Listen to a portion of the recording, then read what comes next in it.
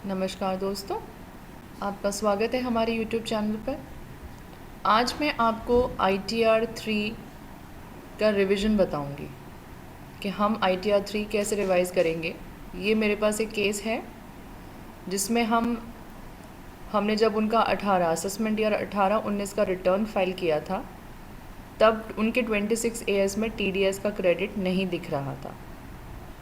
तो तब हमने उसे क्लेम नहीं कर पाए थे क्योंकि 26 AS में वो फिगर्स नहीं आ रही थी। पर अभी 2020 आज की डेट में 26 AS में वो करेक्शन हो चुका है और अब 26 AS में मेरी अराउंड 14,970 रुपीज़ की इनकम नज़र आ रही है, TDS में नज़र आ रहा है। तो मुझे 14,970 अराउंड रुपीज़ का मुझे अपना रिफ़ंड क्लेम करना है। तो इसीलिए जो रिटर्न मैंने ऑलरेडी फाइल कर दिया है असेसमेंट ईयर 18-19 का, उसको मैं रिवाइज़ करूँगी। ये प्रॉब्लम नॉर्मली बहुत सारे लोगों के साथ आती है, अभी भी आएगी। जैसे आप अगर अभी का करंट का रिटर्न फाइल करेंगे तो उसमें 26 AS में आपका कुछ TDS का अमाउंट दिखेगा नहीं। तो नॉर्मली आपके कंसल्टेंट्स जो भी होंगे वो आपको एडवाइस करते हैं कि हम उस इनकम को नहीं लेंगे या नहीं दिख रहा है तो उसको अभी छोड़ना होगा। एंड अकॉर्डिंगली वो 26 AS में जो नज़र आता है उसको लेकर आपका रिटर्न फाइल कर देते हैं। फिर उसके बाद आपका जो भी डिडक्टर होता है उसके साथ आप मैटर टेकअप करते हैं। एंड फिर वो आपका जो TDS कटा हुआ है अपना करेक्शन स्टेटमेंट फाइल कर लेते हैं TDS का। एंड फिर उसमें वो आपका वो पैन नंबर अपडेट करना है या जो भी करना है एंट्रीज़ दिखा के उसको फाइल करते हैं करेक्शन स्टेटमेंट। एंड फिर वो आपके 26 AS में नज़र आने लगता है। तो अभी मेरे पास यही एक लाइव केस है जो मैं आपको भी बताऊंगी। तो मेरा ये असेसमेंट ईयर 18-19 है। तो आप देख रहे हैं मेरे स्क्रीन पे मैंने इनकम टैक्स की वेबसाइट ओपन करी हुई है। तो ये पहला स्क्रीन उसके वेबसाइट का यही आता है। तो मैं सबसे पहले जावा के साथ हम करेंगे इसको, ये सबसे इम्पॉर्टेंट पॉइंट है। ये वीडियो काफ़ी टेक्निकल रहेगा, एक एक पॉइंट इसमें ध्यान देने लायक है, तो आप इसमें एंड तक बने रहिएगा। मैंने वीडियो कोशिश रखी है कि छोटा ही रहे। एंड अगर आप इसको बारीकी से देखेंगे एंड तक तो आप अपना खुद का ही स्टेटमेंट बहुत इजीली करेक्शन स्टेटमेंट फाइल कर पाएंगे। मैं अभी आपको लाइन बताऊंगी, लाइव बताऊंगी कैसे कैसे करना है। तो हम IT रिटर्न प्रिपरेशन सॉफ्टवेयर वाले पे ऑप्शन पे क्लिक करेंगे। क्लिक करने के बाद हमारा ये पेज ओपन होगा जहाँ पे हमें इसकी जावा यूटिलिटी डाउनलोड करेंगे। हम अपना असेसमेंट ईयर सेलेक्ट करेंगे। यहाँ पे मेरा असेसमेंट ईयर 18-19 है, तो मैं इसमें असेसमेंट ईयर 18-19 सेलेक्ट करूँगी। आप देखेंगे यहाँ पे असेसमेंट ईयर सेलेक्ट होते ही स्क्रीन चेंज हो गई है। एंड देन फिर मैं अपनी यहाँ से जावा यूटिलिटी डाउनलोड करूँगी। जावा यूटिलिटी डाउनलोड करने के बाद हमें ये ज़िप फॉर्मेट में डाउनलोड होती है।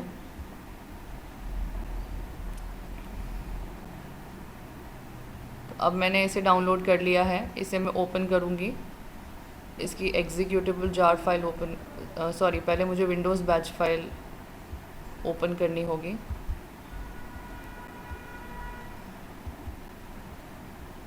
एक्सट्रैक्ट करूँगी।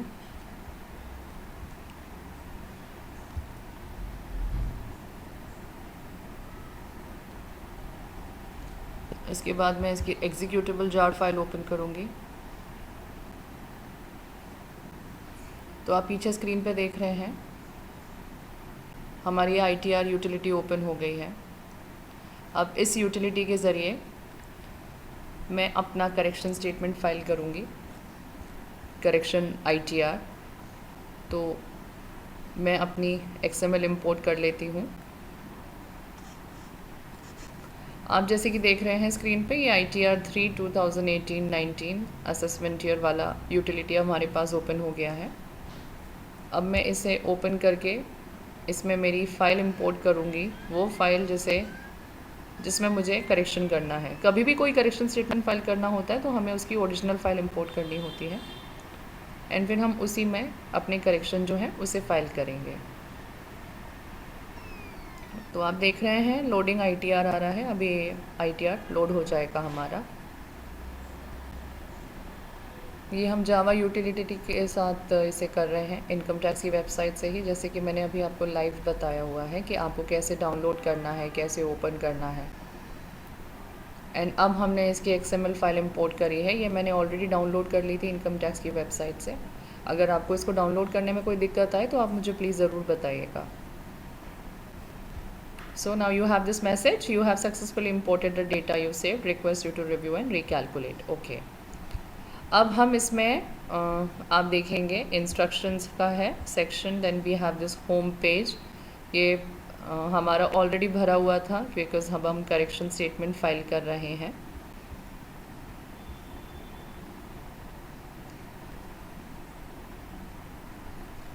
इसमें ये ऑलरेडी आ रही है detail.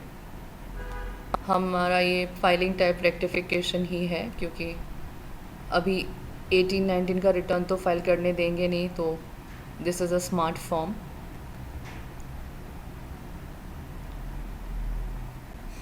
So nature of business and ये सब में हम कुछ नहीं लेंगे चेंज। बैलेंस शीट भी हमारी कोई चेंज नहीं है, P&L में कोई चेंज नहीं है, अदर इनकम में, अदर इन्फॉर्मेशन में कोई चेंज नहीं है, क्वांटिटेटिव डिटेल हमारी कोई नहीं है इसमें। पार्ट बी में हम टैक्स कंप्यूटेशन वाली शीट पर आ गए हैं जो कि पार्ट बी है। इसमें मेरी टोटल इनकम में भी मेरे कोई चेंज नहीं है। जो मेजर चेंज है वो है मेरे इंटरेस्ट पोर्शन में। अब 14,970 का जो TDS है, 1400,970 का TDS मैंने यहाँ पे क्लेम किया हुआ है बिकॉज़ अब ये मेरे 26 AS में नज़र आ रहा है। पहले ये फिगर नहीं आ रही थी नज़र, इस वजह से मैंने इसको कभी क्लेम नहीं कर पाई थी। बट नाउ ये TDS का ऑटो फिल्ड सेक्शन है, ऑटो पॉपुलेट हो चुका है। ये मेरे बैंक अकाउंट की डिटेल्स हैं। आप चाहें यहाँ पे अगर आपको कुछ चेंज करना है आप इसमें चेंज कर सकते हैं। देन मेरी ये डिटेल्स हैं। फिर उसके बाद मैं अभी क्योंकि एडवांस टैक्स और असेसमेंट टैक्स में मुझे कोई इन्फॉर्मेशन डालनी नहीं है, there is no new information. TDS मेरा इसमें आ चुका है ऑलरेडी, 14,970 का मैंने क्लेम कर लिया है, क्लेम्ड इन ओन हैंड्स। तो बस आपको इस वाले सेक्शन में ही इसकी इन्फॉर्मेशन डालनी है, यहाँ पर सेलेक्ट करके। ये मैंने डाल दी है ऑलरेडी। बहुत बार ऐसा होता है हम रिटर्न फाइल कर देते हैं, उसके बाद हम कोई टैक्स डिपॉज़िट करते हैं तो वो इन्फॉर्मेशन रिटर्न में जाती नहीं है। तो आप उस वाले केस में भी आप इसे इसी तरीके से आप रिवीजन का ऑप्शन सेलेक्ट कर सकते हैं। सिर्फ यही फॉर्म नहीं, आप कोई भी दूसरा ITR अगर रिवाइज़ करना चाहें तो उसका प्रोसेस यही है, हमें ऐसे ही करना हो। TDS TCS ये सारे स्केड्यूल्स में हमारे कोई चेंजेस नहीं हैं।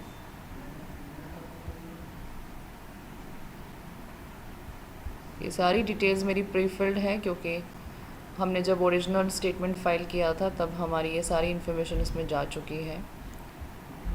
ये सारी डिटेल्स डालने के बाद हम इसे सेव करेंगे।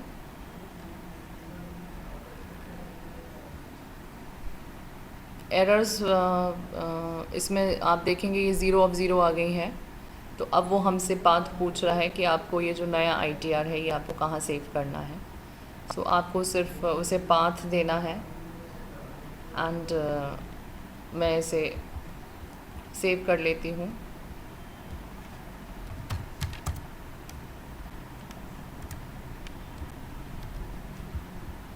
इसको मैंने सेव कर दिया है।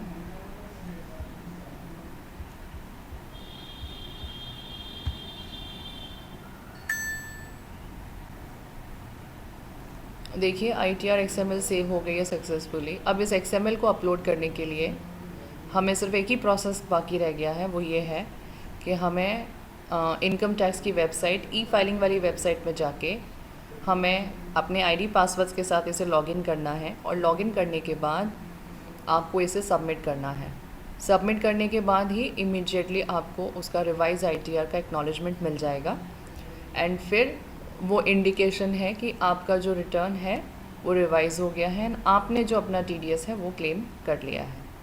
तो आपको ध्यान रखना है कि आप इसमें जो भी आपको चेंज करना है, रेक्टिफिकेशन करनी है, उसी वाली शीट को आपको टच करना है। सारी शीट्स, जैसे कि मैंने आपको सिर्फ गो थ्रू करके बताया कि सारी शीट्स में से हमने सिर्फ TDS वाली शीट को ही टच किया जहाँ पे हमने 14,970 रुपीज़ को क्लेम किया।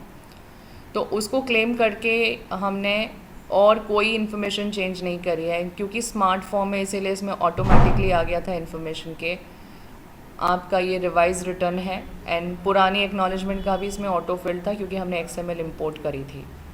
तो आप इस बात का ध्यान रखें कि आपको सिर्फ वही इन्फॉर्मेशन इसमें चेंज करनी है जिसका आपको रेक्टिफिकेशन अप्लाई करना है। दूसरी किसी भी इन्फॉर्मेशन को आप टच नहीं करिएगा, बिकॉज़ पुराने पीरियड का है ये, बाद में कोई एरर जनरेट हो जाएगी, देन वो एरर निकालना आपके लिए थोड़ा मुश्किल हो जाएगा। तो अगर आपको इस वाले वीडियो में कोई दिक्कत आ रही है या ऐसा करते समय आपको कोई दिक्कत आ रही है तो आप मुझे ज़रूर लिखिएगा। etds@airtelmail.in हमारा ईमेल एड्रेस है, या तो फिर आप हमें कमेंट्स में ज़रूर लिखिएगा। आई विल मेक श्योर कि मैं आपको इसका राय दूँ। ये बहुत सिंपल प्रोसेस है। मैंने आपको कितना इजीली लाइव बताया, यूटिलिटी डाउनलोड कैसे करनी है, XML इंपोर्ट कैसे करनी है। ये सारी चीज़ें बहुत सिंपल हैं, प्रोवाइडेड आप इसको स्टेप बाय स्टेप फॉलो करें। तो अब मैंने आपको ये बता दिया, आप सिर्फ ID पासवर्ड्स के साथ लॉगिन कीजिए और अपना ITR सक्सेसफुली सबमिट कीजिए। अपने रिटर्न को खुद रिवाइज कीजिए इनकम टैक्स की जावा यूटिलिटी के साथ। तो आपका इस वीडियो में बने रहने के लिए बहुत बहुत धन्यवाद। आपने उम्मीद करती हूँ कि आपने अपना ये छोटा सा एक पॉइंट है जहाँ आपका TDS मिस हो गया, एंड ये सिर्फ छोटा नहीं, it's a very important point, because काफ़ी सारी मैंने पढ़े हैं कि काफ़ी सारे लोगों के साथ ये दिक्कत है। काफ़ी सारे लोग हमसे पूछते भी हैं कि अगर हमने TDS क्लेम नहीं किया है पहले और अब वो दिख रहा है तो क्या करें। तो उनके लिए ये एक ही जवाब है कि आप इमीडिएटली अपना ITR रिवाइज़ कीजिए। 26 AS में फ़िगर दिखनी चाहिए, ये सबसे पहली इम्पॉर्टेंट पॉइंट है। 26 AS में अगर आपके पुराने पीरियड में वो फिगर नज़र आ रही है, ऐसे हमने बहुत केसेस कराए हैं जहाँ पे कई बार आपको ITR वो रिवाइज़ भी नहीं करने देता है, पर फिर भी आप उसका रिफ़ंड क्लेम कर सकते हो। वो दूसरा ऑप्शन है। कभी आपके साथ अगर ऐसा केस भी हुआ है तो आप मुझे बताइएगा। पर ये जो मैंने आपको जावा यूटिलिटी के साथ रेक्टिफिकेशन फ़ाइल करना बताया, ये बहुत सिंपल प्रोसेस है। आप देख सकते हैं मैंने कैसे आपको जावा यूटिलिटी डाउनलोड करना बताया एंड उसे कैसे फिल करना है वो बताया। तो ये एक सिंपल प्रोसेस है, इसे आप ज़रूर फॉलो कीजिएगा। कहीं भी कोई प्रॉब्लम आती है या आपको अगर इसमें कुछ और डिटेल में जानना है तो आप मुझे ज़रूर बताइएगा। तो एंड तक बने रहने के लिए आपका बहुत बहुत धन्यवाद। तो एक share, thumbs up and like तो बनता ही है, तो आप इसे ज़रूर अपने फ्रेंड्स एंड फैमिली के साथ शेयर कीजिए। एंड ये मेरे लिए भी मोटिवेटिंग रहेगा। तो ऐसे टेक्निकल वीडियोज़ के साथ मैं हमेशा आती रहूँगी। तो फिर मिलते हैं हम अपने नेक्स्ट वीडियो में।